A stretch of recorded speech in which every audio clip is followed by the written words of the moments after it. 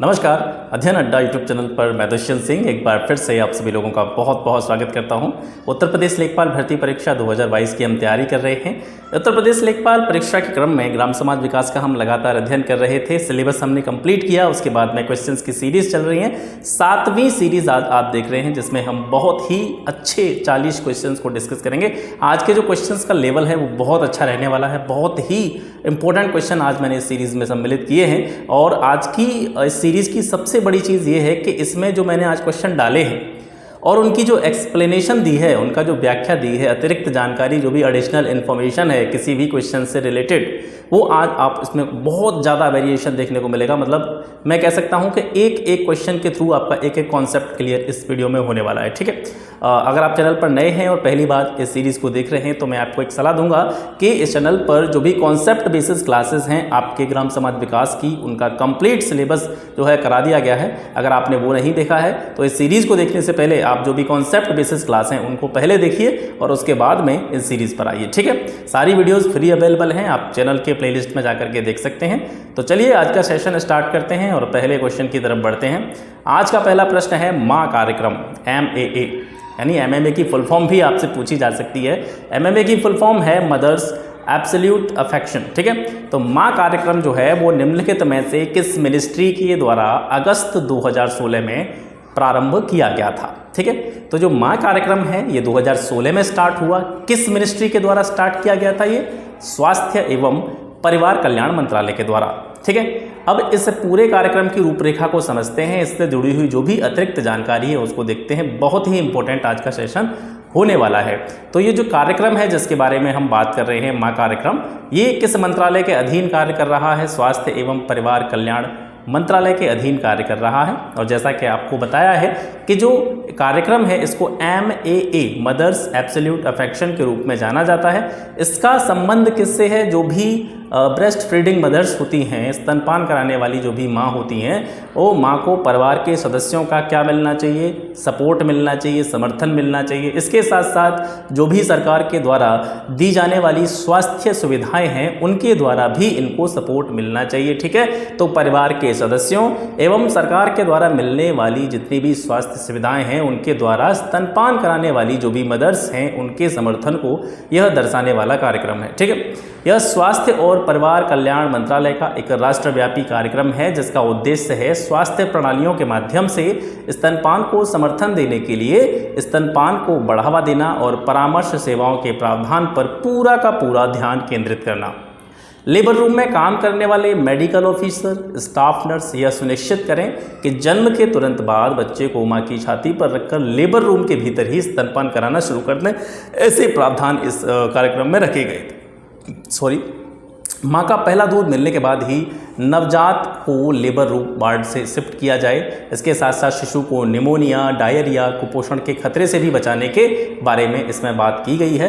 MMA योजना का जो उद्देश्य है वो क्या है? इष्टतम स्तनपान प्रथाओं को बढ़ावा देने के लिए जागरूकता पैदा करने वाली गतिविधियां करना। इसके साथ साथ गर्भवती और स्तनपान कराने वाली माताओं, परिवार के सदस्यों और समाज को लक्षित करके, यानी समाज को लक्ष्य बनाते हुए स्तनपान के लिए एक ऐसा सक्षम वातावरण का निर्माण करना। बच्चे के जीवित रहने और विकास के लिए स्तनपान को एक महत्वपूर्ण हस्तक्षेप के रूप में स्थापित किया जाना चाहिए। ठीक है, उन स्वास्थ्य सुविधाओं को प्रोत्साहित करना और पहचानना जो स्तनपान प्रबंधन के लिए प्रक्रियाओं के साथ साथ स्तनपान की उच्च दर दिखाती हैं। प्रशिक्षित स्वास्थ्य सेवा प्रदाता और कुशल सामुदायिक स्वास्थ्य कार्यकर्ताओं के माध्यम से सार्वजनिक स्वास्थ्य सुविधाओं में स्तनपान सहायता सेवाओं को सुदृढ़ करना इस कार्यक्रम का प्रमुख उद्देश्य है। ठीक है, नेक्स्ट क्वेश्चन है प्रधानमंत्री G1 योजना की शुरुआत कब की गई थी? प्रधानमंत्री G1 योजना की शुरुआत की गई थी 28 फरवरी 2019 को। अब इसके बारे में कुछ अतिरिक्त जानकारी है उसको देख लेते हैं। केंद्रीय मंत्रिमंडल ने 28 फरवरी 2019 को प्रधानमंत्री G1 योजना को मंजूरी दी है। ठीक है, अब G1 योजना इसका भी एक फुल फॉर्म है। ठीक है, वो भी आप याद रखने हैं। JI इसका मतलब है जैव ईंधन। ठीक है, यहाँ पर देखेंगे आप जैव ईंधन वातावरण अनुकूल फसल अवशेष निवारण। ठीक है, जैव ईंधन वातावरण अनुकूल फसल अवशेष निवारण इनका पूर्ण रूप है। 28 फरवरी 2019 को इस योजना को मंजूरी दी गई है। योजना का उद्देश्य क्या है? लिग्नो सेल्यूलोसिक बायोमास और अन्य नवीकरणीय फीड स्टॉक का उपयोग करके एक एकीकृत बायोएथेनॉल परियोजना को वित्तीय रूप से सहायता प्रदान करना इसका उद्देश्य है। अब इसमें एक वर्ड यूज हुआ है, लिग्नो सेल्यूलोसिक बायोमास। इसका मतलब क्या है? लिग्नो सेल्यूलोसिक बायोमास जो होता है ये पौधे के बायोमास को संदर्भित करता है, जो सेल्यूलोज, हेमोकेल्यूलोज और लिग्निन से बना होता है। उदाहरण के लिए अनाज का जो भूसा होता है, खोई होती है, जंगल के जो भी अवशेष होते हैं, बचे कुचे पदार्थ होते हैं, वनस्पति घास होती है, और ऊर्जा के उद्देश्य से, मतलब ऐसी फसलें उगाना जिनसे एनर्जी मिलती है, ठीक है। ऊर्जा वाली जो फसलें हैं, ऊर्जा के रूप में जो ऊर्जा को प्राप्त करने के लिए जो भी फसलें उगाई जाती हैं, वे सारी फसलें जो होती हैं, वे सारी चीज़ें जो होती हैं वो लिग्नो सेल्यूलोसिक बायोमास के अंतर्गत आती हैं, ठीक है। तो इस परियोजना पर जो खर्च किया जाएगा आने वाले 5 वर्षों में, इसकी लागत, इसकी जो भी प्रारंभ तिथि है, जिसके जारी होने की जो भी स्थिति है, वहाँ से लेकर के अगले 5 वर्षों के लिए 1969.50 करोड़ रुपए का कुल वित्तीय परिवेश पर किया जाना है, ठीक है। आगे बढ़ते हैं। अक्टूबर 2021 में टीके मॉस्क्यूरिक्स को, ठीक है, ये टीके का नाम है, वैक्सीन का नाम है मॉस्क्यूरिक्स। मॉस्क्यूरिक्स को WHO के द्वारा अनुमोदित किया गया है। यह किस बीमारी के इलाज में सहायक होगा? तो आपसे सीधा सीधा प्रश्न ये भी पूछा जा सकता है कि मॉस्क्यूरिक्स जो वैक्सीन है वो किससे रिलेटेड है? तो ये मलेरिया से रिलेटेड है सर, ठीक है। इसके बारे में और जानकारी देखते हैं। RTS-SAS01 व्यावसायिक नाम इसका मॉस्क्यूरिक्स है, यानी जो मॉस्क्यूरिक्स टीके का वैक्सीन का नाम हम कह रहे हैं, उसका जनरली जो मेडिकल की लैंग्वेज में नाम है वो है RTS-S/AS01, ठीक है। RTS-S/AS01 इसका नाम है, और व्यावसायिक नाम जिस नाम से ये वैक्सीन मार्केट में आएगी उसका जो व्यावसायिक नाम है वो क्या है? मॉस्क्यूरिक्स है, ठीक है। अफ्रीका में सबसे प्रचलित मलेरिया स्ट्रेन पी फॉल्सीफेरम, ठीक है, मलेरिया का एक प्रकार है पी फॉल्सीफेरम, इसको लक्षित करने वाली एक वैक्सीन है जिसका नाम है मॉस्क्यूरिक्स, ठीक है। यह छोटे बच्चों को आंशिक रूप से सुरक्षा प्रदान करने वाला पहला और एकमात्र टीका है। यानी इसके बारे में आप ये फैक्ट भी याद रखें कि जो मलेरिया की पहली वैक्सीन है उसका नाम क्या है? मॉस्क्यूरिक्स, ठीक है। वर्ष 2019 में दुनिया भर में मलेरिया के अनुमानित 229 मिलियन मामले थे। 2019 में जो मलेरिया से प्रभावित मामले थे उनकी संख्या थी 229 मिलियन, और उस वर्ष मलेरिया से अनुमानित जो मौतें हुई थी, डेथ हुई थी, वो हुई थी 4,09,000, ठीक है। 2019 की बात हो रही है। 5 वर्ष से कम आयु के बच्चे वर्ष 2019 में मलेरिया से प्रभावित सबसे कमज़ोर समूह हैं। दुनिया भर में मलेरिया से होने वाली मौतों में इनका जो परसेंटेज है वो 67% है, ठीक है। यानी जो मौतें हुई थी 2019 में, अगर उसके आंकड़ों के हिसाब से देखें तो उसमें बच्चों का जो संख्या थी वो 2,74,000 के लगभग थी। अब भारत के संदर्भ में इसको देखते हैं। WHO के अनुसार भारत में वर्ष 2019 के लगभग 20 मिलियन मलेरिया के मामलों की तुलना में 2020 में मलेरिया के अनुमानित 5.6 मिलियन अधिक मामले थे। मतलब 2019 में मलेरिया के जितने केस थे इंडिया में, 2020 में उससे 5.6 मिलियन मामले अधिक पाए गए। पिछले 2 दशकों में WHO के महानिदेशक द्वारा 11 देशों को मलेरिया मुक्त के रूप में प्रमाणित किया गया। मतलब आपको ये जानकारी रखनी है कि ऐसे कौन कौन से देश हैं जिनको WHO ने मलेरिया मुक्त की कैटेगरी में डाल दिया है। तो वो हैं संयुक्त अरब अमीरात, 2007 में इसको मलेरिया मुक्त घोषित किया गया। मोरक्को को 2010 में घोषित किया गया, तुर्कमेनिस्तान को 2010 में, आर्मेनिया को 2011 में, श्रीलंका को 2016 में, किर्गिस्तान को 2016 में, पराग्वे को 2018 में, उज्बेकिस्तान को 2018 में, अल्जीरिया 2019 में, अर्जेंटीना को 2019 में और सल्वाडोर को 2021 में। ये 11 कंट्री हैं जिनको WHO के महानिदेशक के द्वारा मलेरिया मुक्त घोषित कर दिया गया है। अब आप सोचेंगे इतनी सारी ज़्यादा इन्फॉर्मेशन का हम क्या करेंगे, तो आप ध्यान रखें, मैं आपको चीज़ें इस तरीके से पढ़ा रहा हूँ कि ग्राम समाज विकास के पॉइंट ऑफ व्यू से तो यह महत्वपूर्ण है ही। इसके साथ साथ जो आपका करंट वाला सेक्शन है, GS वाला सेक्शन है, उसमें भी ये बिल्कुल इक्वली आपके लिए बेनिफिशियल रहेंगी, ठीक है। तो किसी भी चीज़ को आपको नेगलेक्ट नहीं करना है, नज़रअंदाज नहीं करना है। बहुत मेहनत से मैं आपके लिए सारी चीज़ें कलेक्ट करके ला रहा हूँ, ठीक है। क्वेश्चन नंबर 4 है, भारत के वित्त मंत्री निर्मला सीतारमण द्वारा कोविड-19 से प्रभावित क्षेत्रों के लिए जून 2021 में एक योजना की घोषणा की गई, ऋण गारंटी योजना, ठीक है। भारत के वित्त मंत्री जो निर्मला सीतारमण जी हैं, उनके द्वारा कोविड-19 से प्रभावित जो क्षेत्र थे जिन पर कोरोना का ज़्यादा कुप्रभाव पड़ा था, जून 2021 में उन क्षेत्रों के लिए ऋण गारंटी योजना की घोषणा की थी। इस योजना के लिए जो राशि आवंटित की गई थी वो कितनी थी? वो थी 1 लाख करोड़ रुपए। ठीक है, याद रखेंगे आप। ऋण गारंटी योजना के लिए जो राशि आवंटित की गई थी 1 लाख करोड़ की जो है राशि आवंटित की गई थी। नेक्स्ट क्वेश्चन है, जून 2021 में कॉमेडी, ओहो कॉमेडी हो गया ये, लिखने में थोड़ी सी मिस्टेक है, बोल बोल के लिखता हूँ, मोबाइल से सारा काम करता हूँ, आप सभी को पता है, तो कोई भी आपको बिल्कुल दिक्कत लेने की ज़रूरत नहीं है, छोटी मोटी मिस्टेक्स हो जाती हैं। तो ये कॉमेडी नहीं है, ये कोविड है। ठीक है, जून 2021 में कोविड-19 महामारी के खिलाफ भारतीय अर्थव्यवस्था को समर्थन देने के लिए कितने रुपए के प्रोत्साहन पैकेज की घोषणा की गई है? ठीक है, बहुत ही अच्छा क्वेश्चन है। जून 2021 में कोविड-19 जो महामारी है उसके खिलाफ भारतीय जो इकॉनमी है उसको सपोर्ट करने के लिए, समर्थन देने के लिए कितने रुपए का पैकेज की घोषणा की गई है? तो ये है 6,28,993 करोड़ का पैकेज जो है इसके लिए निर्धारित किया गया है। 6th क्वेश्चन है, भारतीय मूल के किस वैज्ञानिक को मॉडर्नी, देखिए कहीं कहीं पे इसका नाम मॉडर्नी मिलता है, वैसे मॉडर्ना है। ठीक है, इसका नाम है मॉडर्ना।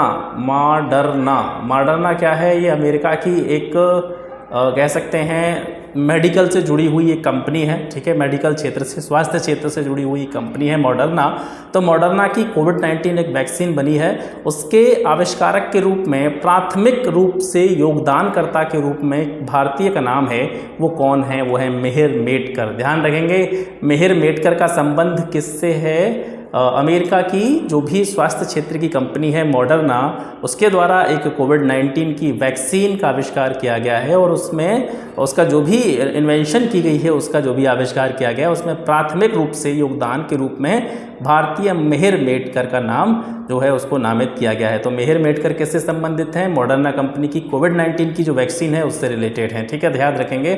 अगला क्वेश्चन है, आयुष्मान भारत डिजिटल मिशन के तहत दिया जाने वाला स्वास्थ्य खाता नंबर।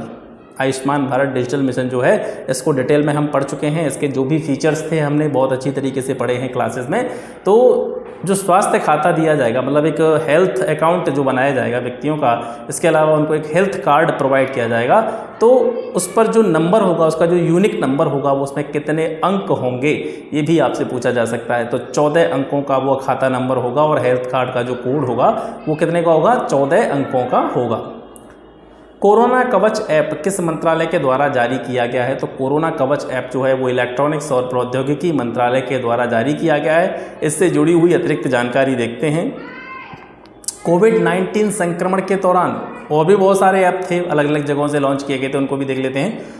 कोविड-19 संक्रमण के दौरान नाड़ी ऐप जो है ये पुदुचेरी ने लॉन्च किया था। कोविड केयर ऐप जो था ये अरुणाचल प्रदेश के द्वारा लॉन्च किया गया था। एन कोविड-19 ऐप जो था ये नागालैंड के द्वारा लॉन्च किया गया था। कोविड-19 से बचाव के लिए एक अभियान चलाया गया था, ब्रेक द चेन। ठीक है, ब्रेक द चेन, ये अभियान किसने चलाया था? केरल राज्य ने चलाया था। कोविड-19 से अधिक प्रभावित इलाकों को पूरी तरह से सील करने के लिए एक अभियान चलाया गया था, ऑपरेशन शील्ड अभियान। तो ये किसके द्वारा चलाया गया था? दिल्ली जो केंद्र शासित प्रदेश है उसके द्वारा ऑपरेशन शील्ड अभियान चलाया गया था। ठीक है, इतनी जानकारी आपको यहाँ से मिल जाती है। 9th क्वेश्चन है, कोविड-19 से अधिक प्रभावित इलाकों को पूरी तरह सील करने के लिए ऑपरेशन शील्ड अभियान किस राज्य या केंद्र शासित प्रदेश ने प्रारंभ किया है? डबल हो गया क्वेश्चन, चलो कोई दिक्कत नहीं है, मैं एक्सप्लेनेशन में भी इसको बता रखा था। दिल्ली है, कभी कभी हो जाता है, कोई परेशानी की बात नहीं है। कोविड-19 से बचाव के लिए भारत ने किस अभियान या मिशन के तहत मालदीव को 6.2 टन आवश्यक सामग्री और दवाइयां भेजी थी? तो जैसे कोविड का टाइम था, कोविड के टाइम पर बहुत से लोग जो थे वो स्वास्थ्य के क्षेत्र में जो भी दिक्कतें आ रही थी उनसे जूझ रहे थे, तो ऐसा ही देश एक मालदीव था। मालदीव चूँकि छोटा देश है, इकॉनमी भी उसकी बहुत कम है, और उसी को हेल्प करने के लिए भारत ने मेडिकल से जुड़ी हुई सामग्री, मतलब कच्चा माल जिसको हम कह सकते हैं, जैसे दवाइयाँ वगैरह बनाई जाती हैं, तो उसकी जो मात्रा थी जो भेजी गई थी मालदीव को वो 6.2 टन थी। तो वो किस ऑपरेशन के तहत वो भेजी गई थी? तो वो ऑपरेशन संजीवनी था, इसको आप याद रखेंगे। ठीक है, आगे बढ़ते हैं। 11वां क्वेश्चन है, खुद को कोरोना संक्रमण से मुक्त रखने के लिए ऑपरेशन नमस्ते अभियान, एक अभियान चलाया गया था, ऑपरेशन नमस्ते। ऑपरेशन नमस्ते अभियान किसके द्वारा प्रारंभ किया गया था? तो ये भारतीय सेना के द्वारा प्रारंभ किया गया अभियान है। वर्ष 2011 की जनगणना के आंकड़ों के अनुसार भारत में महिलाओं की संख्या कितनी है। बहुत से क्वेश्चन आपको ऐसे लग रहे होंगे कि कोरोना है, कोरोना के क्वेश्चन पुराने हो गए, लेकिन पुराना कुछ नहीं है। ये सभी, ये मान लीजिए आप लेटेस्ट क्वेश्चन है, और अभी इस सेशन को आप पूरा देखेंगे तो आप क्वेश्चंस देखेंगे इसमें मैं मिक्स्ड क्वेश्चन बना रहा हूँ। और जैसा कि मैं आपसे कहता चला जा रहा हूँ कि आपको किसी भी बुक के MCQ लगाने की ज़रूरत नहीं है। यकीन मानिए सारी बुक आपकी मैं कवर कर रहा हूँ। थ्योरी भी मैं इन MCQs के माध्यम से कंप्लीट कर रहा हूँ। हालांकि थ्योरी हम कंप्लीट कर चुके हैं अपनी क्लासेस में, लेकिन फिर भी बहुत से टॉपिक ऐसे होते हैं जो कहीं ना कहीं छूट जाते हैं। हर बुक का मटेरियल अलग तरीके का है, हर बुक में एक अलग तरीके से ग्राम समाज विकास को समझाया गया है। तो मैं सारी बुक्स जो भी मार्केट में बहुत अच्छी अच्छी जो किताबें हैं उनमें से जो भी सिलेक्टेड मटेरियल है वो मैं आपको प्रोवाइड कर रहा हूं, तो इनको बिल्कुल भी नज़रअंदाज नहीं करना है। अभी इस सेशन को आप जब पूरा देखेंगे तो आप ये फील करेंगे कि इसमें हमने बहुत सारे अच्छे क्वेश्चंस देखे हैं। ठीक है, तो किसी भी चीज़ को आपको हल्के में नहीं लेना है, बिल्कुल चांस नहीं लेना है, रिस्क नहीं लेना है बिल्कुल भी, और क्वेश्चंस को बहुत अच्छी तरीके से हमको पढ़ना है। वर्ष 2011 की जनगणना के आंकड़ों के अनुसार भारत में जो महिलाओं की संख्या है वो कितनी है। तो भारत में जो महिलाओं की संख्या है वो है सर 58,75,84,000। ठीक है, 58,75,84,000 ये संख्या है, ये जो भारत में 2011 की सेंसस के अनुसार, जनगणना के अनुसार महिलाओं की संख्या है। कुछ अतिरिक्त जानकारी इससे जुड़ी हुई देखते हैं। महिलाओं की जो कुल संख्या है जिसके बारे में अभी हम बात कर रहे थे, ये भारत की टोटल पॉपुलेशन का कितना परसेंटेज है, 48.5% है। ठीक है, भारत में 48.5% क्या है, महिलाएं हैं। तो कहीं ना कहीं आप ये अंदाज़ा लगा सकते हैं कि 50% से नीचे है महिलाओं की संख्या, तो कहीं ना कहीं जो लिंगानुपात है वो भी कम होगा। ठीक है, प्रतिवर्ष प्रति 1000 पुरुषों पर महिलाओं की जो संख्या है वो कम होती चली जा रही है। 1971 की बात करें, 1971 में, तो 1000 पुरुषों पर जो महिलाओं की संख्या थी वो हुआ करती थी 930। 1981 में यानी 10 साल के बाद में इसमें थोड़ी बढ़ोतरी होती है, मामूली सी बढ़ोतरी 10 साल में देखी जाए तो ये 930 से बढ़ करके 934 हो गई थी। 1991 में फिर दोबारा से इसमें जो है ह्रास होता है, फिर दोबारा से इसमें कमी देखने को मिलती है। 934 से घटकर प्रति 1000 पुरुषों पर जो महिलाओं की संख्या थी वो 927 हो जाती है। फिर 2001 में इसमें हल्की सी बढ़ोतरी हुई और यह 933 पर आई। ठीक है, वर्ष 2011 की अगर बात करें, ये लेटेस्ट आंकड़ा है 2011 वाला, क्योंकि इसके बाद में अभी भी जो है हमारी जनगणना हुई नहीं है। तो 2011 में प्रति 1000 पुरुषों पर जो महिलाओं की संख्या है, और बहुत ही इंपॉर्टेंट पॉइंट है, वो 943 है, 943। आपसे इस तरीके से भी पूछा जा सकता है कि वर्ष 2011 की जनगणना के अनुसार भारत का जो लिंगानुपात है वो कितना है, 943। ठीक है, याद रखेंगे।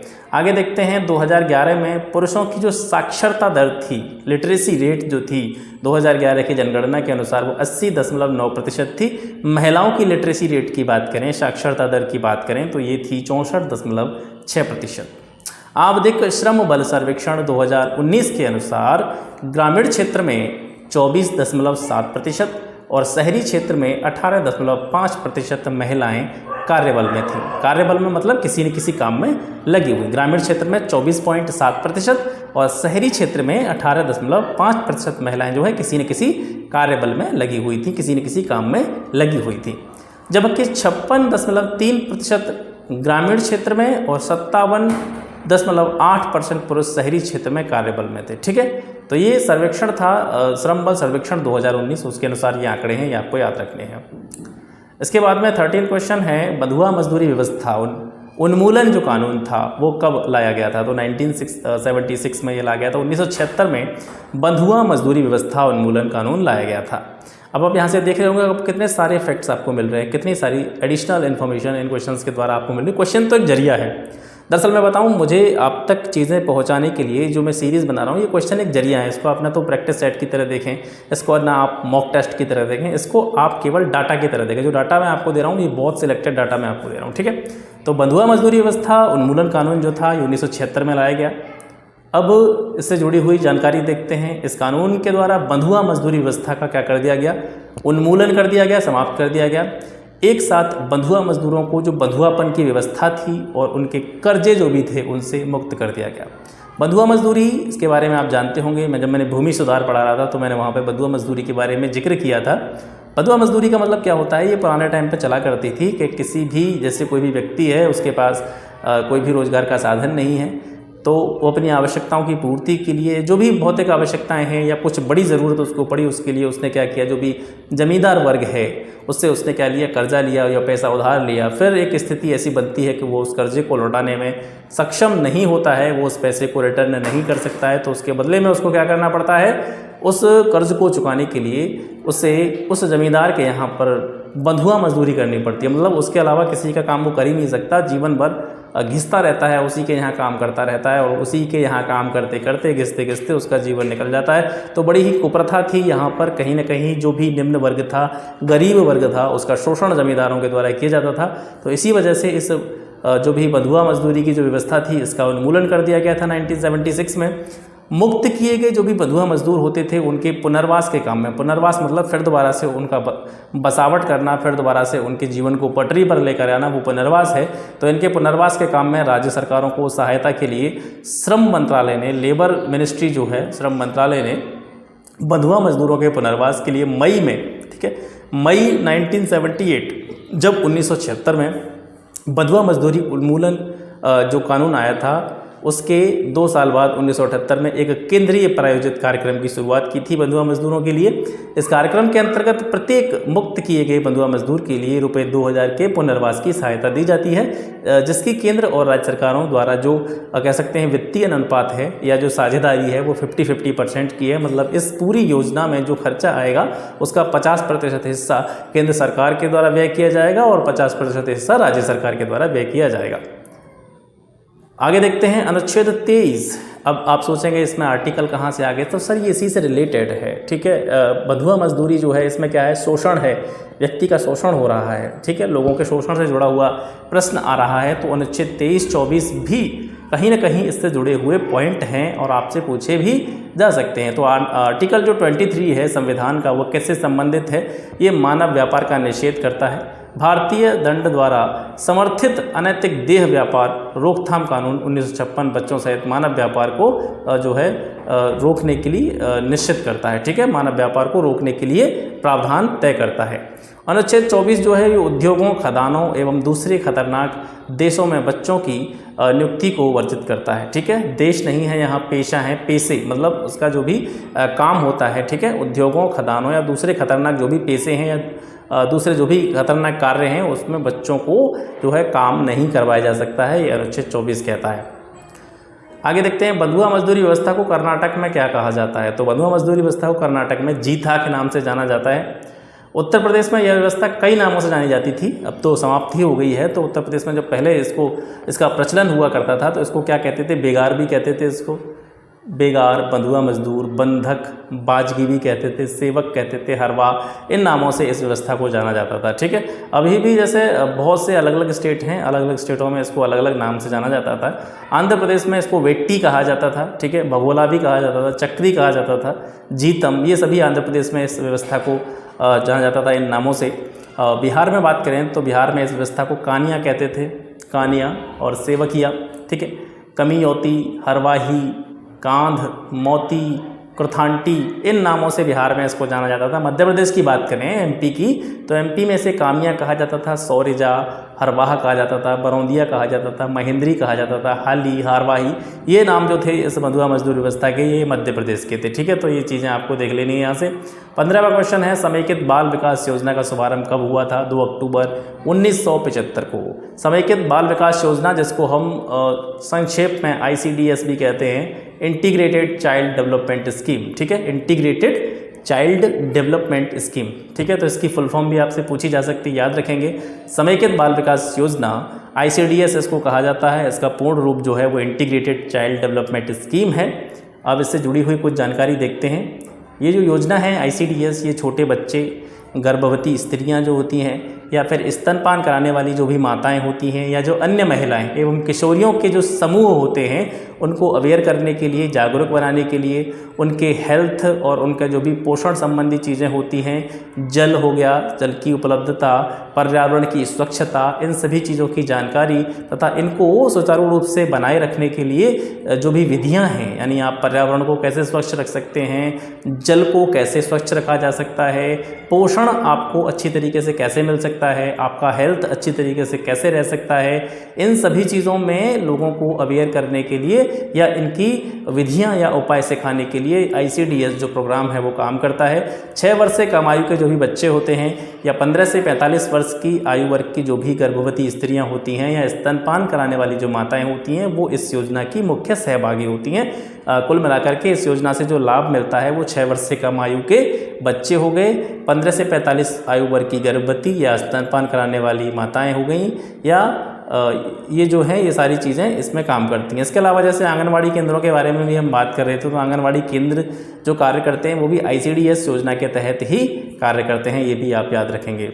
यह योजना जो है राष्ट्रीय बाल विकास योजना जो कि लागू हुई थी 1992 में, इसके अलावा राष्ट्रीय पोषण कार्यक्रम योजना 1995 में, इन दोनों योजनाओं में जो पोषण और स्वास्थ्य के जो भी लक्ष्य हैं, टारगेट हैं, उन लक्ष्यों को पाने में मदद कौन करता है? ICDS ही इसमें मदद करता है। ठीक है, आंगनवाड़ी केंद्रों में कितने प्रकार की सर्विसेज दी जाती हैं, कितने प्रकार की सेवाएं दी जाती हैं? तो 6 प्रकार की सेवाएं आंगनवाड़ी केंद्रों में दी जाती हैं। ग्रामीण क्षेत्र में 1000 की आबादी पर और जो भी आदिवासी क्षेत्र हैं वहाँ पर 750 की आबादी पर एक आंगनवाड़ी केंद्र स्थापित किए जाने का प्रावधान है। आंगनवाड़ी केंद्रों में जो सुविधाएं दी जाती हैं 6 प्रकार की, वो कौन कौन सी हैं, क्या क्या काम यहाँ पर होते हैं, उनको देख लेते हैं। आंगनवाड़ी केंद्रों में जो 6 प्रकार की सेवाएं दी जाती हैं उनमें है स्वास्थ्य जाँच, स्वास्थ्य से हेल्थ से जुड़ी हुई जाँच होती हैं, वो निःशुल्क होती हैं। टीकाकरण की व्यवस्था, जो भी प्रारंभिक स्तर पर टीकाकरण होता है वो भी इसके अंतर्गत आता है। इसके अलावा किसी स्वास्थ्य से जुड़ी हुई कोई समस्या है उससे जुड़ा हुआ जो परामर्श सेवा होती है, ठीक है, सलाह लेने वाली जो चीज़ें होती हैं वो भी यहीं से होती हैं। संपूर्ण पोषण से जुड़ी हुई बात यहाँ पे की जाती है। पोषण और स्वास्थ्य शिक्षा के बारे में यहाँ पे बात की जाती है। इसके अलावा प्रारंभिक शैशवकालीन बच्चे जो होते हैं शैशव काल में, उनकी देखरेख और स्कूल से पहले की जो शिक्षा होती है, कह सकते हैं हम प्री प्राइमरी जिसको बोलते हैं हम, प्री प्राइमरी जो शिक्षा होती है उसकी बात जो है आंगनवाड़ी केंद्रों में की जाती है। ठीक है, बाल मजदूरी पर प्रतिबंध लगाने की व्यवस्था किस अनुच्छेद में की गई है? तो अनुच्छेद 24 ये बाल श्रम का निषेध करता है। ठीक है, और इससे जुड़े हुए कुछ और भी अनुच्छेद हैं, उनको भी देख लेते हैं। जैसे अगर आर्टिकल 17 की बात करें तो आर्टिकल 17 जो है ये अस्पृश्यता को समाप्त करने का प्रावधान करता है और किसी भी रूप में अस्पृश्यता के प्रचलन पर रोक लगाने का काम भी आर्टिकल 17 करता है। जैसे छुआछूत की जो चीज़ें होती हैं वो उस जाति का है, उसकी जाति ये है, इसको टच नहीं करना है, इसको छुआ तो हम अपवित्र हो जाएंगे, ये सारी चीज़ें फालतू चीज़ें होती हैं, इस पर रोक लगाने का काम जो है हमारे कॉन्स्टिट्यूशन का आर्टिकल 17 करता है। अनुच्छेद 23 जो है ये मानव व्यापार यानी मनुष्य को एक तरह से मनुष्य की खरीदा बेची जो होती है, मानव व्यापार इसको कहते हैं, या बंधुआ मजदूरी जो होती है या बेगार जो होती है, इस पर रोक लगाने का कार्य जो है वो आर्टिकल 23 करता है।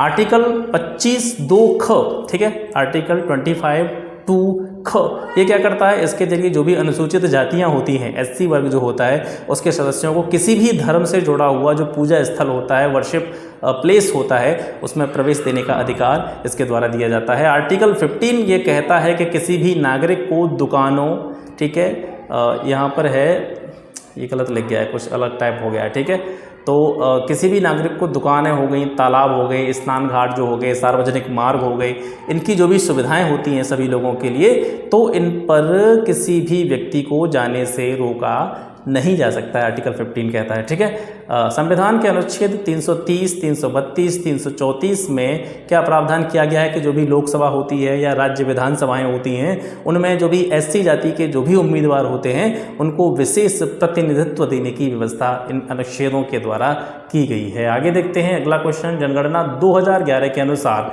अनुसूचित जातियों की कुल संख्या, ठीक है, जनगणना 2011 के अनुसार अनुसूचित जातियों की कुल जनसंख्या कितनी है? तो यह है 20.14 करोड़, ठीक है, 20.14 करोड़ 2011 की जनगणना के अनुसार भारत में SC वर्ग की जनसंख्या है। 2011 की जनगणना के अनुसार अनुसूचित जातियों की कुल संख्या जो है, जिसके बारे में भी हम बात कर रहे थे, कि टोटल पॉपुलेशन का 16.6% है, 16.6% है। ठीक है, अनुसूचित जातियों का लगभग 76%, जितनी भी अनुसूचित जातियों की जनसंख्या है उसका 76% ग्रामीण इलाकों में निवास करता है।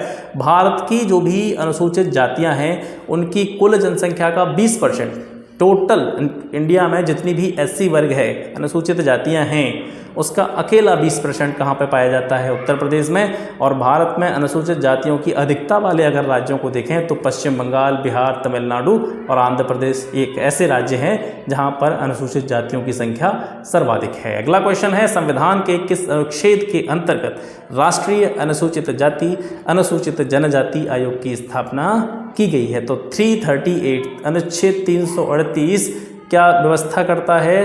राष्ट्रीय अनुसूचित जाति आयोग और राष्ट्रीय अनुसूचित जनजाति आयोग की स्थापना का प्रावधान करता है। यहाँ पर थोड़ी सी अगर देखें तो 338 में जो है बताया गया है किसके बारे में? अनुसूचित जाति आयोग की स्थापना के बारे में। अगर बात करें 338 क, ठीक है, 338 क अनुच्छेद जो है ये राष्ट्रीय अनुसूचित जनजाति आयोग की स्थापना का उपबंध करता है। इसके बारे में कुछ अलग से जानकारी है, वो देख लेते हैं। संविधान के अनुच्छेद 338 के अंतर्गत दिनांक 12 मार्च 1992 को 65वें संविधान संशोधन के द्वारा राष्ट्रीय अनुसूचित जाति और अनुसूचित जनजाति आयोग की स्थापना की गई। आर्टिकल में बता चुका हूँ, 338 में राष्ट्रीय अनुसूचित जाति आयोग और 338 का में राष्ट्रीय अनुसूचित जनजाति आयोग। ठीक है, इसका उद्देश्य क्या है? जो भी एससी या एसटी वर्ग के लोग हैं उनके हितों की देखरेख, उनके कल्याण संबंधी जितने भी मुद्दे हैं या मामले हैं उनकी समीक्षा के लिए एक उच्च स्तरीय संवैधानिक निकाय की स्थापना करना या व्यवस्था करना। 12 अगस्त 1994 को राष्ट्रीय सफाई कर्मचारी आयोग का गठन किया गया। ये भी एक पॉइंट है, राष्ट्रीय सफाई कर्मचारी आयोग का गठन कब किया गया? 12 अगस्त 1994 को। अनुच्छेद 330 अनुसूचित जाति अनुसूचित जनजाति के लिए राज्यों की विधानसभा में सीटों का आरक्षण करता है। इसके बारे में अभी हम पॉइंट पिछले क्वेश्चन में भी देख रहे थे। आर्टिकल 375 केंद्र सरकार द्वारा राज्य सरकारों को अनुसूचित जनजाति के कल्याण को प्रोत्साहित करना, उन्हें बेहतर प्रशासन मुहैया कराने के लिए विशेष ग्रांट देने का प्रावधान करता है। अनुच्छेद 338 के अनुसार जो भी अनुसूचित जनजातियां हैं उनके लिए एक आयोग होगा जो कि राष्ट्रीय अनुसूचित जनजाति आयोग के नाम से जाना जाएगा। यहाँ पर 338 का कर लेना, ठीक है, 338 का कर लेना, जैसा कि मैं आपको बता रहा था, 338 इसको का कर लेना। 338 में राष्ट्रीय अनुसूचित जाति आयोग और 338 का में राष्ट्रीय अनुसूचित जनजाति आयोग।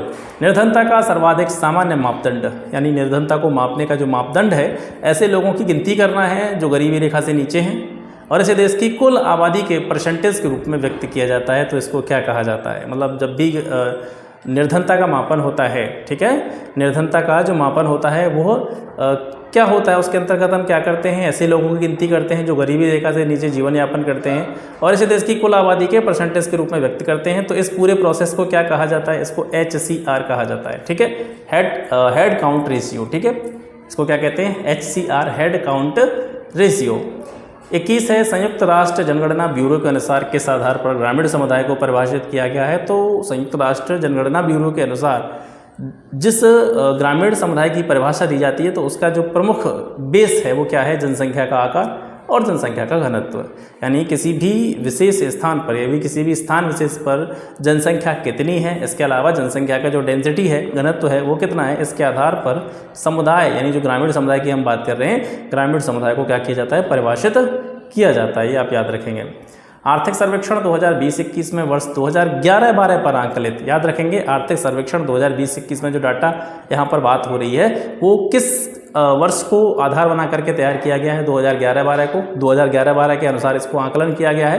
तो भारत में जो गरीबी हेड काउंट अनुपात था, ठीक है, गरीबी हेड काउंट अनुपात था, उसका प्रतिशत कितना था? उसका प्रतिशत था 21.9%। इससे संबंधित एडिशनल इन्फॉर्मेशन, ग्रामीण भारत में गरीबी हेड काउंट रेशियो, अभी SCR की बात कर रहे थे ना हम, गरीबी से जुड़ा हुआ जो SCR है, हेड काउंट रेशियो, अभी हम बात कर रहे थे। तो भारत में गरीबी हेड काउंट अनुपात जो था वो 25.7% था और शहरी भारत में जो SCR का रेशियो था वो था कितना?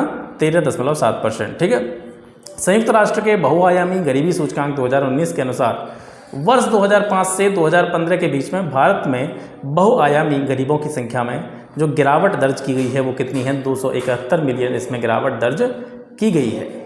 लघु किसान विकास एजेंसी कार्यक्रम का क्रियान्वयन कब प्रारंभ किया गया? तो तो ये 1970-71 में प्रारंभ किया गया। किसका?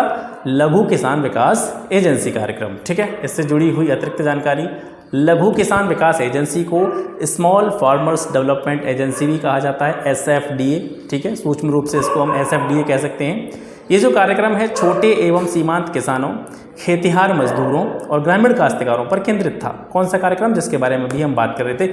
वर्ष 1971-72 में सीमांत किसानों, खेतिहार मजदूरों, ग्रामीण कारीगरों के लिए सीमांत किसान और खेतिहार मजदूर एजेंसी कार्यक्रम, ठीक है, इसका जो है अंग्रेजी में बोलें तो हम marginal farmers agricultural labours MFAL start किया गया था 1971-72 में। ठीक है, MFAL जिसके बारे में अभी हम बात कर रहे थे, और SFDA लघु किसान विकास एजेंसी।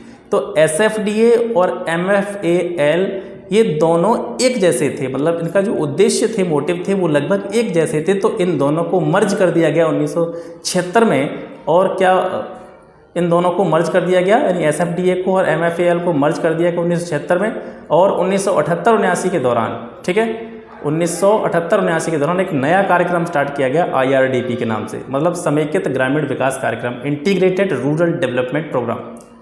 MFAL SFDA जो थे, इनके जो भी उद्देश्य थे वो एक जैसे थे। दोनों को मर्ज किया गया 1976 में, और मर्ज करने के बाद में इसके 2 साल बाद 1978-79 में IRDP यानी समेकित ग्रामीण विकास कार्यक्रम के नाम से एक नया कार्यक्रम स्टार्ट किया गया था। 24 स्वर्ण जयंती ग्राम स्वरोजगार योजना कितने कार्यक्रमों को मिलाकर शुरू की गई थी? वैसे स्वर्ण जयंती ग्राम स्वरोजगार योजना के रूप में हम अलग से पढ़ चुके हैं इसके बारे में।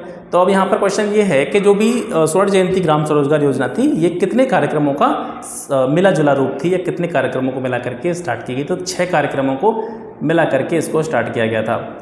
ये जो योजना थी ये 1 अप्रैल 1999 से स्टार्ट की गई थी। और जो 6 कार्यक्रम जिनको मिला करके स्टार्ट की गई थी वो कौन कौन से थे, उनको देख लीजिए और इनके नाम भी याद कर लीजिएगा। ठीक है, समेकित ग्राम विकास कार्यक्रम IRDP, integrated rural development programme, स्वरोजगार के लिए ग्रामीण युवाओं का प्रशिक्षण ट्राइसेम, इसके बारे में हम अलग से बात कर चुके हैं।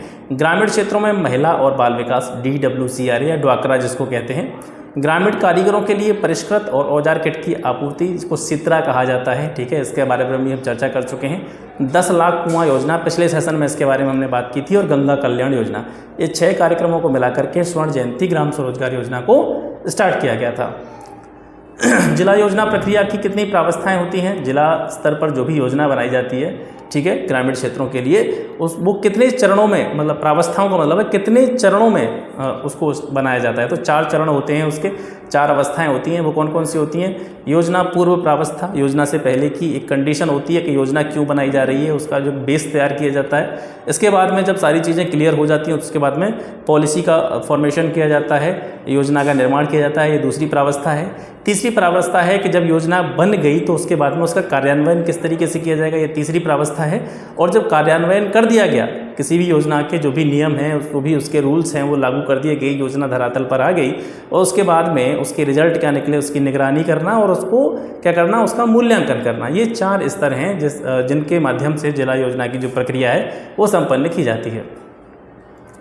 अगला क्वेश्चन है, भारत का सार्वजनिक स्वास्थ्य व्यय 2020-21 में भारत ने हेल्थ सेक्टर पर, पब्लिक हेल्थ सेक्टर पर जो भी खर्चा किया है वो GDP का कितना परसेंटेज है? तो वो 1.1% है। टोटल जो भी सकल घरेलू उत्पाद है भारत का 2020-21 में, भारत का जो सार्वजनिक स्वास्थ्य व्यय है वो टोटल GDP का, सकल घरेलू उत्पाद का कितना प्रतिशत है? 1.1%। ठीक है। आर्थिक समीक्षा 2020-21 में बजट में स्वास्थ्य सेवा को प्राथमिकता देने की दृष्टि से भारत का स्थान 189 देशों में कौन सा है? प्रश्न को समझिए। आर्थिक समीक्षा 2020-21 में किस आधार पर बात हो रही है कि मतलब ऐसे कौन कौन से देश हैं जो भी बजट जारी करते हैं, जो भी उनका बजट होता है विभिन्न योजनाओं के लिए, उसमें हेल्थ सेक्टर को जो सबसे पहले रखते हैं, हेल्थ सेक्टर उनके लिए फर्स्ट प्रायोरिटी में आता है। तो ऐसे देशों में, ठीक है, 189 देशों का ये सर्वेक्षण है, तो ऐसे 189 देशों में भारत कौन से स्थान पर है कि वह बजट को प्राथमिकता देता है? तो इन पूरे 189 देशों में जो भारत की रैंक है इस मामले में 179 भी, ठीक है, 179, जो कि बहुत ख़राब है। इसका मतलब है कि भारत जो है वो हेल्थ सेक्टर पर काफ़ी देशों से कम पैसा खर्च करता है। इसके अलावा हेल्थ सेक्टर में बात करें तो उस हेल्थ सेक्टर में पैसा खर्च करने का भी मतलब ये है कि हेल्थ सेक्टर में जो पैसा खर्च किया जा रहा है वो प्राथमिकता के तौर पर किया जाए, मतलब पहला सबसे पहले सोचा जाए किसके बारे में, हेल्थ सेक्टर के बारे में सोचा जाए, ठीक है, बाद में दूसरी चीज़ों के बारे में सोचा जाए, तो भारत का जो रैंक है इस मामले में 179 है।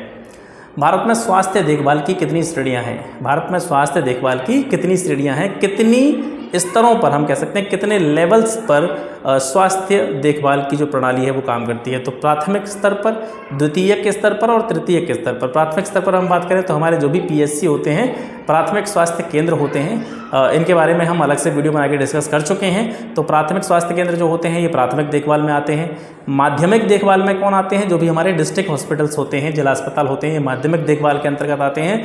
और तृतीयक देखभाल के अंतर्गत किसका नाम आता है? जो एम्स जैसे बड़े अस्पताल होते हैं कंट्री में, देश में, उनका नाम तृतीयक देखभाल के अंतर्गत आता है, ठीक है। अगला क्वेश्चन है WHO द्वारा 2030 तक का सतत विकास लक्ष्य SDG, इसको हम अलग वीडियो में डिस्कस कर चुके हैं, ठीक है। बहुत सारी चीज़ें ऐसी हैं जिसको हम जनरली डिस्कस कर ही चुके हैं, बहुत सी चीज़ें ऐसी हैं जिनको हम डिस्कस कर चुके हैं, लेकिन किस तरीके से नए नए प्रश्न बन सकते हैं उनको मैं यहाँ पे आपको फॉर्म करने की कोशिश कर रहा हूँ, ठीक है। तो WHO के द्वारा 2030 तक जो SDG के लक्ष्य हैं उनको प्राप्त करने के लिए प्रति 10,000 जनसंख्या पर स्वास्थ्य कर्मियों का जो डेंसिटी है, घनत्व है, वो कितना होना चाहिए? 44.5, ठीक है। 1000 जनसंख्या पर स्वास्थ्य कर्मियों का जो घनत्व है वो 44.5 होने चाहिए। आप इसको ऐसे भी समझ सकते हैं कि 10,000 जनसंख्या पर 44.5 स्वास्थ्य कर्मी होने चाहिए। आर्थिक सर्वेक्षण 2020-21 के अनुसार स्वास्थ्य कर्मियों का जो कुल घनत्व है वर्तमान में वो 23 प्रति 10,000 है, 10,000 की जनसंख्या पर 23। और WHO का जो मानक है वो क्या कहता है कि 44.5 होना चाहिए, लेकिन है कितना? 23, तो ये भी काफ़ी कम है। तो इस हेल्थ सेक्टर पे भी इंडिया को काम करने की ज़रूरत है। स्टेप योजना का पूर्ण रूप क्या है? स्टेप जो योजना है इसका पूर्ण रूप क्या है? तो इसका पूर्ण रूप है support to training and employment programme for women, ठीक है। Support to training and employment programme for women, ये योजना जो थी स्टेप योजना 1986-87 में स्टार्ट की गई थी। किस मंत्रालय की योजना है? महिला एवं बाल विकास मंत्रालय की ये योजना है, ठीक है। 32वां क्वेश्चन है स्त्री स्वाभिमान पहल कब शुरू की गई थी? स्त्री स्वाभिमान पहल योजना ये 27 जनवरी 2018 को स्टार्ट की गई थी। और इस योजना का जो मोटिव है वो क्या है? इस योजना के तहत सस्ती दरों पर महिलाओं को जो सैनिटरी नैपकिन होते हैं वो प्रदान किए जाएंगे। प्रदान करने के अलावा नैपकिन बनाने के लिए अगर कोई भी महिला वर्ग या महिलाओं का समूह नैपकिन बनाने के लिए कोई रोज़गार खोलना चाहता है तो उसके लिए भी जो है उनको सपोर्ट किया जाएगा। महिलाओं के ग्रुप को नैपकिन बनाने के लिए रोज़गार, अगर वो रोज़गार के रूप में वो स्टार्ट करना चाहते हैं नैपकिन बनाना, तो उसके लिए भी गवर्नमेंट के द्वारा उनको सपोर्ट किया जाएगा।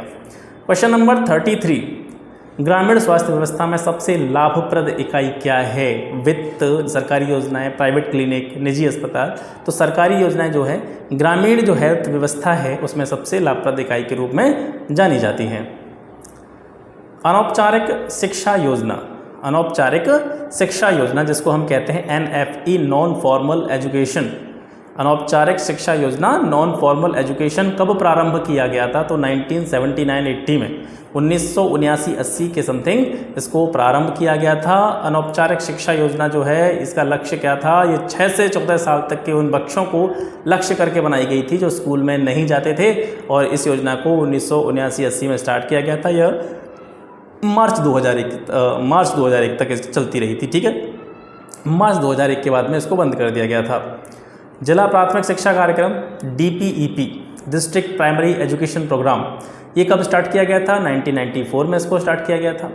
1994 में देश के 7 राज्यों के 41 जिलों में सबसे पहले इसको स्टार्ट किया गया था। और ये कार्यक्रम ऐसे जिलों में चलाया गया था जहां साक्षरता की दर बहुत कम थी, ठीक है। और इनमें से भी स्पेशली उन जिलों को चयन किया गया था जिसमें लड़कियों की जो लिटरेसी रेट थी, साक्षरता दर थी, वो राष्ट्रीय साक्षरता दर के मुकाबले काफ़ी नीचे थी। उन विशेष रूप से उन जिलों में इसको लागू किया गया था। अगला क्वेश्चन है PURA पूरा 2.0 की शुरुआत कब हुई थी? सबसे पहले इसके बारे में बात करने से पहले पूरा की फुल फॉर्म समझिए। पूरा की फुल फॉर्म होती है provision of urban amenities in rural area. Provision of urban amenities in rural area पूरा की फुल फॉर्म है। 2012 में पूरा 2.0 स्टार्ट किया गया। ये योजना तो थी जनरली 2003 में जो हमारे भूतपूर्व राष्ट्रपति थे डॉक्टर APJ अब्दुल कलाम, उनके द्वारा तीव्र और सशक्त ग्रामीण समाज के लिए प्रस्तुत की गई थी। आपसे प्रश्न इस तरीके से भी पूछा जा सकता है कि योजनाओं के नाम आपको दे दिए जाएं और आपसे पूछा जाए कि निम्न में से किस योजना का संबंध भारत के पूर्व राष्ट्रपति डॉक्टर APJ अब्दुल कलाम से है, मतलब किस योजना का संबंध एपीजे अब्दुल कलाम से, तो ऐसे भी पूछा जा सकता है। तो पूरा योजना जो है ये एपीजे अब्दुल कलाम जी से रिलेटेड है। पूरा योजना के तहत मूलभूत सुविधाएं जो भी होती हैं, जिसमें परिवहन आता है, ट्रांसपोर्ट हो गया, इलेक्ट्रिसिटी हो गई, सिंचाई हो गई, पेयजल हो गया, स्वास्थ्य ज्ञान हो गया, इन सभी को ध्यान में रखते ही जो है पूरा योजना निर्माण इसका किया गया था। 2012 में पूरा 2.0 की शुरुआत की गई थी। ठीक है, पूरा 2.0 की शुरुआत कब की गई थी? 2012 में। इसके अंतर्गत ग्रामीण एवं शहरी विभाजन को कम करने के लिए ग्रामीण क्षेत्रों में आजीविका के अवसर एवं शहरी सुविधाओं को उपलब्ध कराया जाना सुनिश्चित था। ठीक है, ग्रामीणों में भी, मतलब ग्रामीण क्षेत्रों में भी शहरों जैसी सुविधाएं उपलब्ध कराने से संबंधित ये योजना थी। मध्यकालीन भारत में पिछले अनुभव के आधार पर उपज का मोटा मोटा अनुमान लगाना क्या कहलाता था? आप ये मत समझिएगा इसमें मिडिवल हिस्ट्री कहाँ से आ गई, ये भी आपका ग्राम समाज से जुड़ा हुआ चैप्टर है। ठीक है, भूमि सुधार या भूमि से जुड़े हुए जो भी टॉपिक्स हैं वो इसमें पूछे जा सकते हैं। तो मध्यकालीन भारत में पिछले अनुभव के आधार पर उपज का जो मोटा मोटा अनुमान लगाते थे उसको कहते थे कनकूत। ठीक है, जैसे मान लो पिछली साल कितनी फसल हुई, उसी के आधार पर ऐसे फसल खड़ी हुई है, पिछले साल इसी खेत में जितनी फसल हुई उसके आधार पर एक एक्सपेक्टेशन की जाए, एक अनुमान लगाया जाए कि पिछले साल इतना हुआ है तो इस साल इतना हो सकता है। तो इस तरीके जो अनुमान लगाते थे उसको कहते थे कनकूत करना। ठीक है, कनकूत। अब इसके बाद में इससे जुड़ी हुई जानकारी, नसक व्यवस्था जो होती थी ये कैसी व्यवस्था थी मध्यकालीन भारत में कि किसानों की पिछली राजस्व जो भी रसीदें होती थी, ठीक है, सीट नहीं है यहाँ पे, रसीदें हैं, पिछली राजस्व की जो भी रसीदें होती थी उनके आधार पर एक मोटी मोटी गणना उनके पूरे राजस्व के बारे में कर ली जाती थी, वो नसक व्यवस्था होती थी। मोहम्मद तुगलक ने खेती में सुधार एवं बंजर भूमि को खेती योग्य बनाने के लिए एक नया विभाग बनाया था, कृषि मंत्रालय बनाया था। उसको क्या कहा जाता था? उसको कहा जाता था दीवान ए कोही। ठीक है, इसको आप याद रखेंगे। अकबर के शासनकाल में भूमि के आकलन के उद्देश्य से कितनी श्रेणियों में रखा गया था, मतलब ज़मीन की कितनी श्रेणियाँ थी? तो ज़मीन की 4 श्रेणियाँ थी अकबर के काल में। और वो 4 श्रेणियाँ कौन कौन सी थी? पहली थी पोलज। ठीक है, पोलज भूमि क्या होती थी? जैसे प्रतिवर्ष जोता जाता था और कभी खाली नहीं छोड़ा जाता था, मतलब हर साल उस पर फसल होती थी। दूसरी होती थी परती भूमि। परती भूमि कौन सी होती थी? इसको खेती करने के बाद में कुछ समय के लिए छोड़ देते थे, और छोड़ इसलिए देते थे कि ताकि इसको छोड़ दिया जाए तो इसकी जो उर्वरता है, फर्टिलिटी है इसकी, वो दोबारा से वापस आ जाए।